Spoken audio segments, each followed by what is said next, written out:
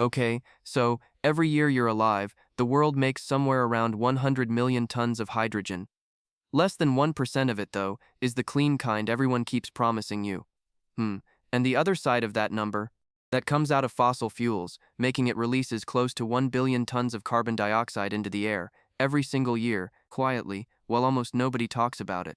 See, here's the thing. Hydrogen has been a boring, working industrial chemical for more than 100 years now, running through refineries, fertilizer plants, long before anyone ever put the word green in front of it. So here's the bet everyone's placing on it, right now, the real bet. That governments will keep paying, year after year, to close the gap between what clean hydrogen costs to make today and what a buyer will actually hand over for it. This is a subsidy clock, ticking on a timer that politicians control and can reset anytime they choose. Okay, picture this with me for a second. Imagine your money as water. And hydrogen? Hydrogen's the bucket, except somebody drilled holes straight through the bottom of it. You pour $1 of electricity in at the top, right? By the time that dollar's been split into hydrogen, frozen down to nearly minus 253 degrees Celsius, or squeezed into a high-pressure tank, hauled across an ocean, and converted back into something a buyer can actually use, you're lucky if you're still holding 30, maybe 40 cents of it. Every single stage of this supply chain is another hole in that bucket. And honestly, almost every real decision in this industry comes down to one thing: which holes can you actually afford to plug? Now, making the hydrogen itself, that part's been a solved problem for generations. There are 3 separate versions of this process running right now, and the only real difference between them is what you're willing to pay and what you're willing to put into the atmosphere. Heat natural gas with steam, strip the hydrogen atoms off it, and you get so-called gray hydrogen, somewhere around 1 to 4 euros a kilo, dragging roughly 8 to 12 kilograms of carbon dioxide along with every kilogram of fuel. Run that same reaction, bolt a carbon capture unit onto it, and now you've got blue hydrogen, something like 3 to 5 euros a kilo, plus the cost of running the capture plant, plus finding somewhere permanent to put all that carbon.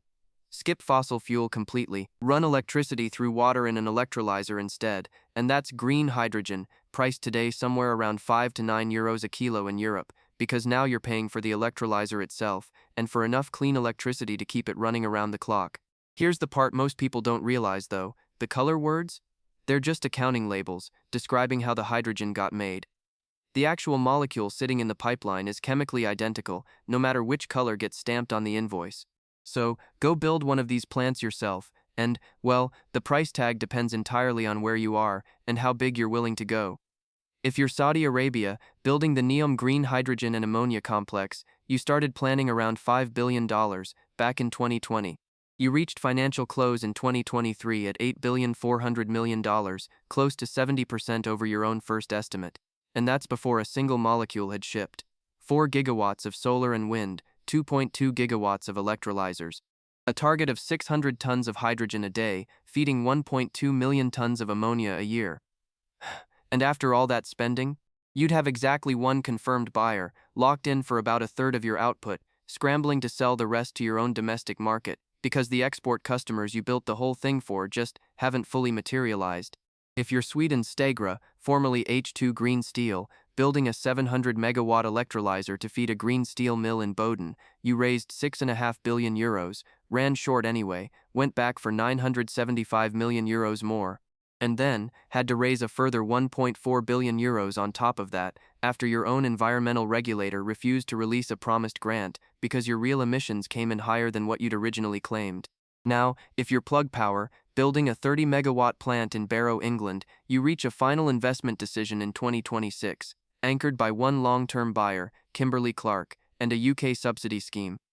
And you're one of the few projects this size actually moving forward, on schedule. That spread from a 30 megawatt plant with one real customer already signed, up to an $8 billion national mega project still hunting for buyers. That's the entire hydrogen industry, compressed into 3 data points. Small projects, with a locked-in customer, they survive. Giant projects, built on the assumption that customers will show up eventually, those are the ones bleeding cash. Okay, here's the cost driver almost nobody outside this industry has actually priced into their head. Ready? Making the hydrogen, that's frequently the easy half of the bill. Moving it? Moving it can cost nearly as much as producing it in the first place. Liquefying hydrogen means cooling it down to nearly minus 253 degrees Celsius, And that cooling step alone, just that one step, consumes somewhere around 30 to 40% of the energy sitting inside the hydrogen itself. A physical tax of roughly $2.70 to $3.20 added to every kilogram before it's traveled a single mile. Compress it into a tank instead, truck it, and you add somewhere between $1 and $2.50 a kilogram. Turn it into ammonia to ship it across an ocean, cheaper sure, around $2 a kilogram over an 8,000-kilometer voyage, but then you still have to crack that ammonia back into pure hydrogen at the other end. And that reconversion step? Tax on close to another $1 a kilogram all by itself. So, add it up. European green hydrogen runs somewhere around 5 to 9 euros a kilo to make. Shipping at any real distance can pile on another 2 to 3 euros on top of that, close to doubling the price, before your buyer's even taken delivery of a single molecule. And none of that markup has anything to do with subsidies or politics. That's just the raw thermodynamics of the fuel. That's the leaky bucket again, and the biggest single hole in it? It sits on the road, right there, in the gap between the plant gate and the customer's dock. There's a second ceiling on this industry, and this one has nothing to do with money at all. The most efficient class of electrolyzer, the one every major project wants to build at scale, it needs a rare metal called Iridium as its catalyst. Roughly 200 to 300 grams for every megawatt of capacity you install. Now get this, the entire planet mines only about 7 metric tons of iridium a year, and around 85% of that comes out of a handful of mines in South Africa. Run the math, and global iridium supply caps this type of electrolyzer at somewhere around 35 gigawatts of new capacity a year, permanently. Regardless of how many billions get thrown at scaling the industry, unless somebody engineers a stack that uses far less of the metal, a subsidy can fix a cost problem. A subsidy has no power over a mining constraint. Worth flagging, honestly, since this turned up in the last few days of research for this very script. A Chinese electrolyzer manufacturer claimed to have hit $2 a kilogram in production costs, backed by Aramco Ventures and a major cement producer. Treat that number as one company's press release, awaiting independent verification. Plenty of headline hydrogen numbers have quietly failed that test before. Once your plant's actually running, the money you spent building it, that only covers the deposit. The mortgage payments start the day the electrolyzer switches on. Electrolysis needs somewhere around 50 to 55 kilowatt hours of electricity to make just 1 kilogram of hydrogen. So even at a cheap wholesale power price of $30 to $50 per megawatt hour, you're handing over roughly $1.50 to $2.75 in electricity alone for every kilogram, every day, for as long as the plant runs. The electrolyzer stack itself wears down with use, needs periodic replacement, a line item early feasibility studies routinely underprice. Water has to be purified to near laboratory standards before it ever touches the stack. And the layer almost every new entrant underestimates? It's the people, running cryogenic liquefaction equipment, operating a fleet of high-pressure hydrogen trucks, keeping a carbon capture unit running safely. All of that requires specialized technicians who remain scarce and expensive because the training pipeline for them has only existed for a handful of years. You can build the plant in 3 years. Building the workforce that keeps it running safely takes considerably longer, and every project that skips over that timeline ends up paying for it later, in downtime, in incidents, or in insurance premiums that just keep climbing. Every year the safety record stays thin. There's a whole category of spending in this industry that produces zero hydrogen, zero, and exists purely to prove, to a regulator, or a buyer, that the hydrogen you made qualifies as clean. Hit the European Union's renewable fuel standard, and you're matching your electricity purchases to renewable generation, hour, by 2030, paying third-party auditors to check every single megawatt hour along the way. Claim the American federal credit, and you're running your production numbers through a specific Department of Energy emissions model, then paying an outside verifier to sign off before the Treasury cuts you a check. This spending is mandatory because the certificate is usually the entire reason the project got financed in the first place. Skip the paperwork, and you forfeit the subsidy that makes the whole thing pencil out. Now, some of the maneuvering inside this paperwork, genuinely clever, credit where it's due.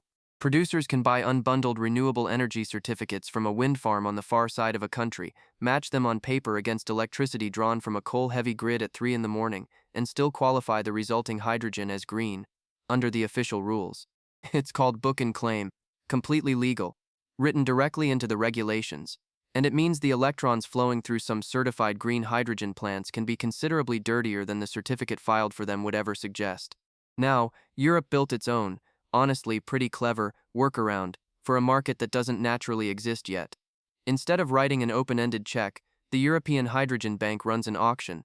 Producers name the smallest top-up payment, in cash per kilogram, they'd need to make a project pencil out.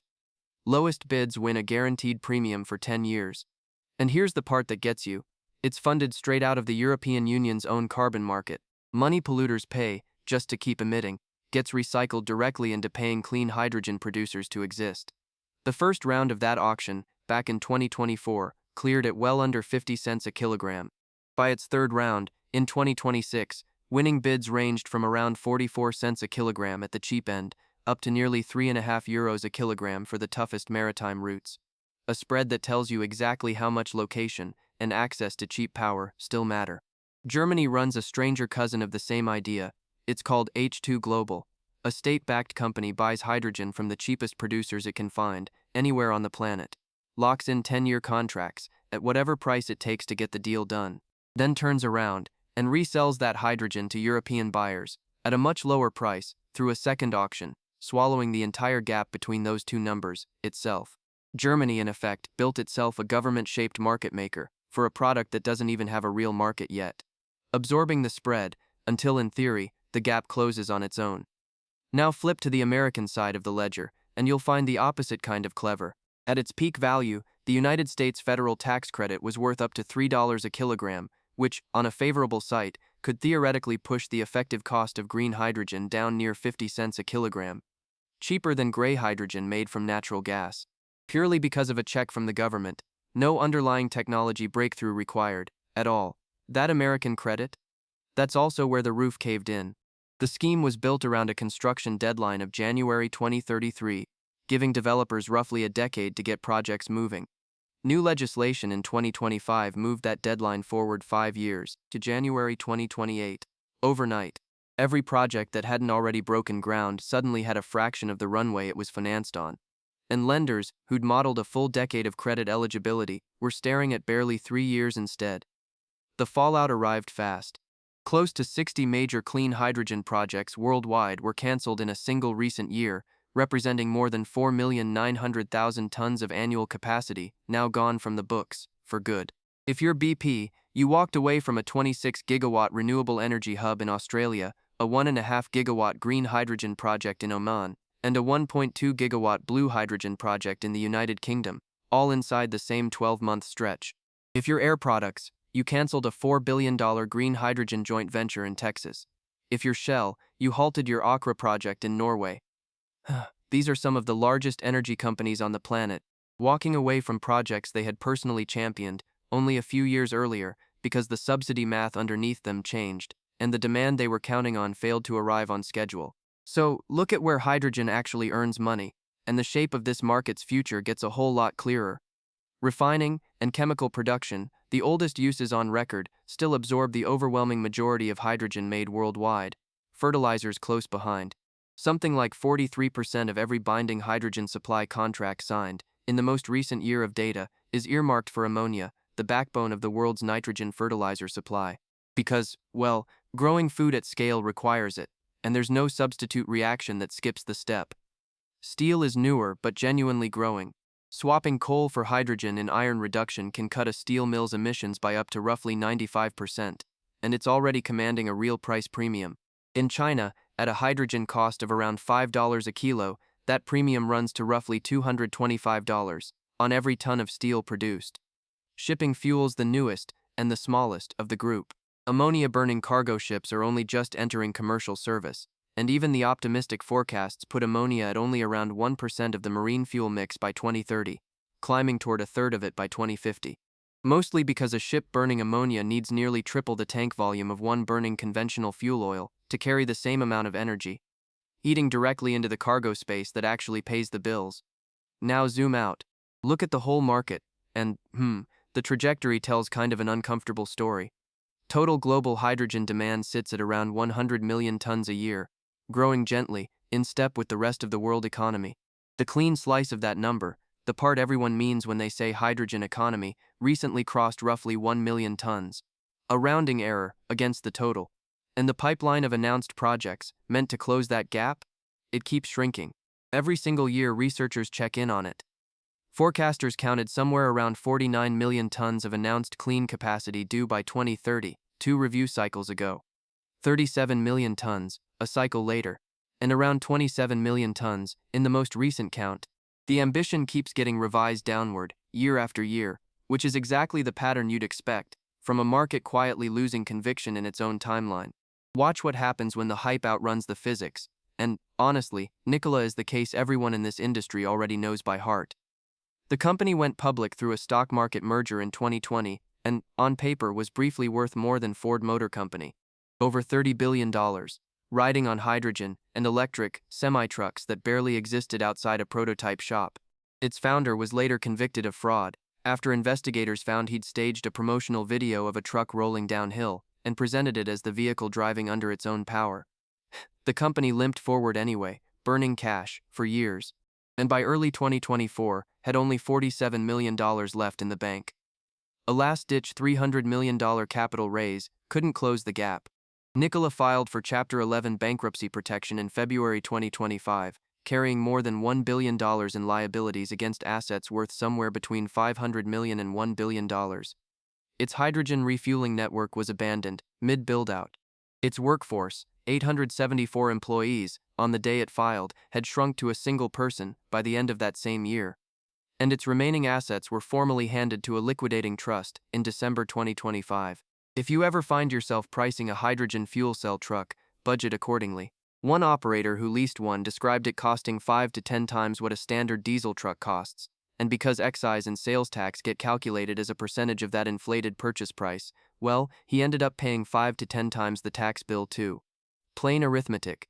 And it's exactly what weighed down Nikola's earliest customers before it weighed down the company itself. And the same pattern repeats in a completely different corner of the industry, which is exactly what makes it worth flagging. A little over a year after Nikola's bankruptcy, ZeroAvia, one of the best-funded companies chasing a hydrogen-powered aircraft engine, cut roughly half its workforce and delayed certification of its main powertrain in early 2026. Different country, different mode of transport. Same underlying arithmetic underneath it. Converting electricity into hydrogen, moving it, storing it on board, converting it back into motion, that loses so much energy at every single step that a direct battery, or, in aviation's case, ordinary jet fuel, keeps winning the efficiency argument. Every time real engineers and real paying customers show up to test the claims made in the original pitch deck. So, judged purely on money in versus money out, betting on hydrogen as a general-purpose fuel for trucks, planes, home heating, grid-scale power storage, that's been a losing trade for almost everyone who's tried it over the last several years. And the physics behind that verdict, the energy lost at every conversion step, that's baked into the fuel itself, immune to whatever figure ends up printed on a subsidy check. Hydrogen, the industrial raw material though, completely different proposition. Refineries, fertilizer plants, steel mills, they consume the actual hydrogen atom the way a bakery consumes actual flour. No substitute reaction available that lets them skip the step. And that demand? It's real. Already being paid for, today, with fossil hydrogen, decades before anyone even attached a color to it. Every credible dollar moving through this market right now is chasing exactly that kind of buyer, a locked-in industrial customer with existing infrastructure and a signed contract already on file. The corners of this market built to last? The unglamorous ones, ammonia, refining, steel. The corners that keep collapsing. In public? The ones that made every headline in the first place. You were promised a hydrogen economy. What's being built is a very expensive, very leaky pipeline, running from cheap electrons, in a stretch of desert, to a small, unglamorous list of factories that were already buying hydrogen 100 years before anyone ever thought to put the word green in front of it.